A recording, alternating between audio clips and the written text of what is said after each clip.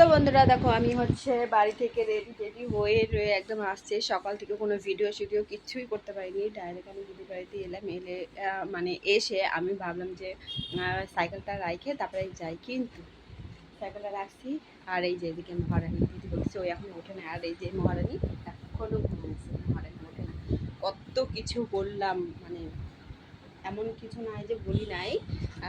ভালো ভালো মানে ওই যে তাও রাগ দেখাচ্ছে। ভালো ভালো বলতে এই বললাম যে আমি একটা নতুন ড্রেস নিচ্ছি, দেখ ওটা আমি পরে আসছি, ভালো এসে এক্সাইটেড হয়ে হচ্ছে দেখবে।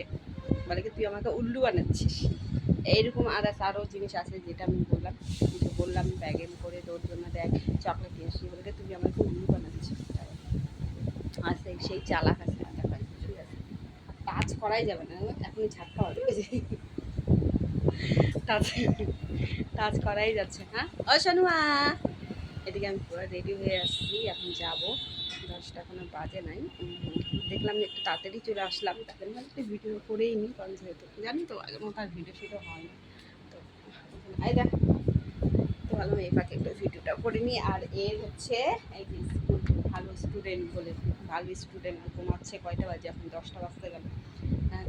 কালকে থেকে স্কুল আছে, কী করবে কে জানে। এই ওট ওট, এতক্ষণে আমার তো খাওয়া হয়ে আবার হজমও হয়ে গেল মনে হয়। আর এই যে মহারাজি এখনও উঠেই নেই, ব্রাশও করেনি।